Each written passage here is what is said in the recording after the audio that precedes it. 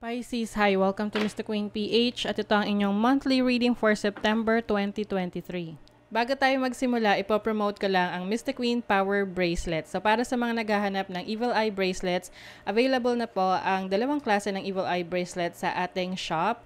So meron tayong Selenite Evil Eye at Obsidian Evil Eye Bracelet. So parehas lang merong protection and cleansing properties.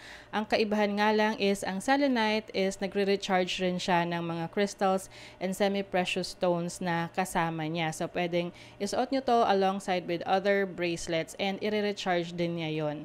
Ayan. And marami rin tayong iba pang mga bracelets dito for protection and also for healing, attraction ng money, love, and prosperity. Ayan. So, lahat po yan nasa aking online shop sa Lazada and Shopee. And meron na rin sa TikTok. So, pakicheck nyo na lang po. Lahat ng link ay nasa description. Happy shopping!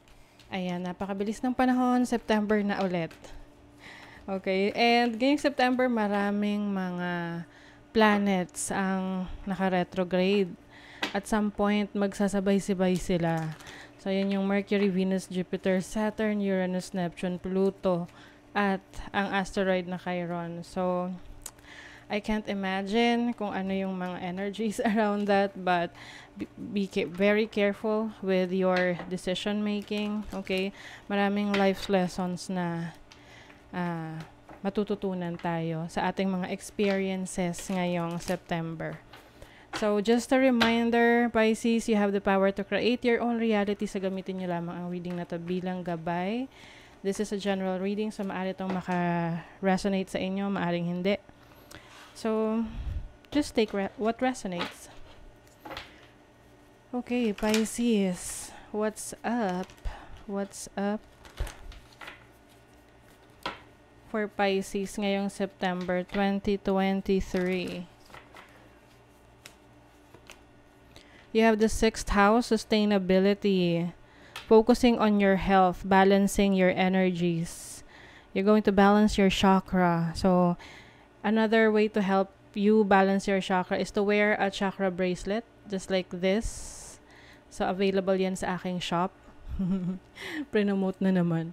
So, you are going to focus on your health, yung kalusugan mo, focusing on your goals and dreams, especially sa trabaho mo and sa career, no? O, kasi 6th house is also about your work, your daily routine. And you're going to stabilize things. Maaring meron kang ipa-follow na routine or process para wala kang makakalimutan at maging on track ka, no? You also have the Virgo energy digest. Wow. Okay. So, puro Virgo energy to. This is focusing on what matters to you, yung mga bagay na alam mong medyo magulo sa buhay mo ngayon, no? Ngayong September, you will organize things. Pwedeng magkakaroon ka ng super general cleaning sa bahay mo. Na magdi-declutter ka, alisin mo yung mga bagay-bagay na hindi nyo na kailangan, pwedeng ibebenta nyo, i-donate nyo, no? To invite new energies na positive energies, no? Kasi yung mga bagay na stagnant sa bahay, yung di na nagagamit, merong energy, and lahat yan energy eh. So, if 6 months na yan na hindi mo nagagamit, then maybe it's time for you to let that go, donate, benta mo, no? Divine guidance. You are divinely guided pagdating sa mga changes na gagawin mo sa buhay mo ngayong September. You're becoming highly intuitive. True love, come to me. So yung iba sa inyo, you are manifesting a relationship. You are manifesting true love or yung soulmate mo. Pwede rin naman tong kung ano man, pwedeng hindi tao to, no? Pwedeng kung ano yung sa tingin mo na masasabi mong true love mo, like your career, your job, your passion, whatever you're passionate about. Okay? And then, let's see your overall energy, Pisces. 7 of Cups. Confused. Maraming Maraming opportunity for you. Parang gusto nyong subukan lahat. So, ano lang, ingat lang dun sa mga i-commit niyo yung sarili niyo kasi baka hindi niyo naman ma-manage ng maayos, hindi niyo mapanindigan. Alam mo yung FOMO, fear of missing out. Minsan kasi akala natin mami-miss out natin ang isang bagay kaya kukunin na natin right away nang hindi naman natin talaga kailangan or hindi natin kayang asikasuhin. So, be very careful with that. Let's see your challenge. What is the challenge ng mga Pisces? 4 of Pentacles. So, ang challenge sa inyo is how you're going to stabilize your finances ngayong September. Ewan ko. Basta, ingat na lang sa pag-handle ng finances ninyo. A lot of, energy shift ngayon. Lalo na kapag confused ka, pag naguguluhan ka, huwag ka muna mag-decide. Okay? Especially sa pera. Okay? Make sure that you are decided, buo yung loob mo, you are aware of the consequences. And then, this is your opportunity. The Hermit. Oh, ang lakas ng Virgo energy sa inyo. Iba siguro sa inyo merong Virgo na placements, no, sa inyong natal chart. So, the Hermit is about assessing your situation. Self-reflection. Ano yung gusto mo? Ano yung ayaw mo? Nasaan ka na ngayon? Ano yung goals mo? You are monitoring your situation right now.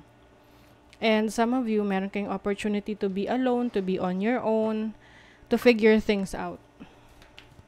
Ano yung blessing ng mga Pisces? What is the blessing? You have the 3 of Wands. As a blessing, this is a very positive one. This is about expansion, exploration.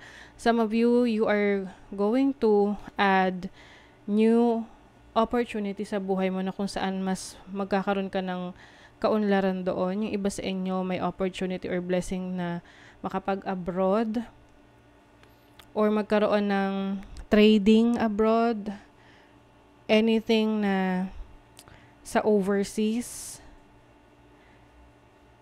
And there's definitely growth, no? The blessing here is you are going to grow from your situation. Kung ano man yung mga nasimulan mo nung mga nakaraang buwan, makikita mo na yung progress nito, yung growth nito, yung paglago niya ngayong September.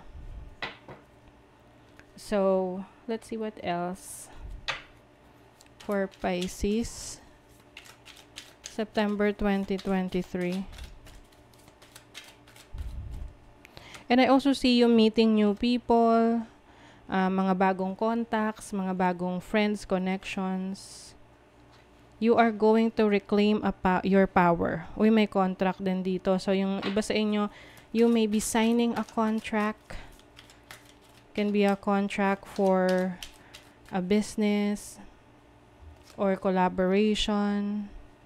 Very much strategic ka ngayon, ngayong September sa pagpaplano mo. You are thinking things ahead. Kumbaga 3 steps ahead ka sa game. You have your master plan. So, maganda rin to na iplano mo yung mga steps mo. Instead na ma-overwhelm ka sa mga available na options sa'yo, isa-isahin mo yan, aralin kung ano yung benefits mo dyan. What's in it for you? At piliin mo doon kung saan mas magiging madali sa'yo na maabot yung goals mo. Okay? So, for your money, career, finances, challenge yourself to do what you think you can't. O, yung ganda. I-challenge mo yung sarili mo na akala mo hindi mo kayang gawin, pero kaya mo. Outlier. You are about to change how the games are played. You are unstoppable in creating your own opportunities which others don't see. Wow. So, I think meron kang makikitang opportunity sa isang bagay na hindi mo akalain ng iba na opportunity yon. Yes, you are thinking outside of the box. sa career mo. Wow, Queen of Pentacles. This is going to give you financial freedom, financial stability.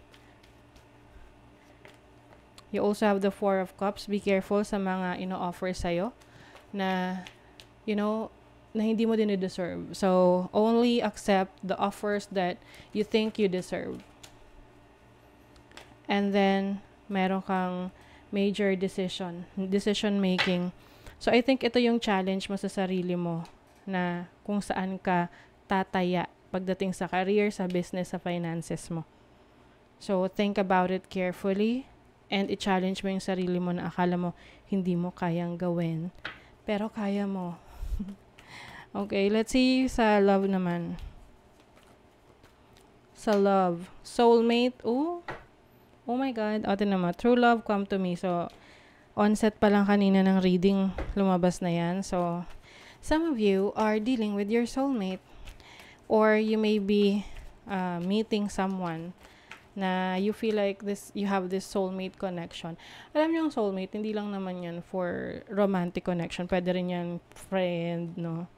Uy, merong crush. May mag-o-offer ng love. Oh my God. Oh my God. Pisces, meron nagkaka-crush sa inyo or may interest sa inyo. This person can be someone na sikat or alam mo yun, meron siyang followers na pwedeng siya sa area ninyo, sa lugar ninyo, sa community ninyo, sikat siya, like sa company ninyo or pwedeng sa social media. There is someone na nag-admire sa iyo. And I think this is going to be a fun adventure sa yung relationship ngayong September. You may be connecting with some people.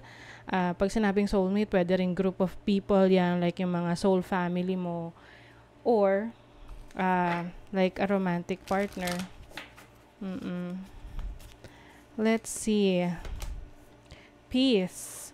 Just because some people are fueled by drama doesn't mean you have to attend the performance. Make your life a drama-free zone. Yeah, so iwas ka sa dramatic situation.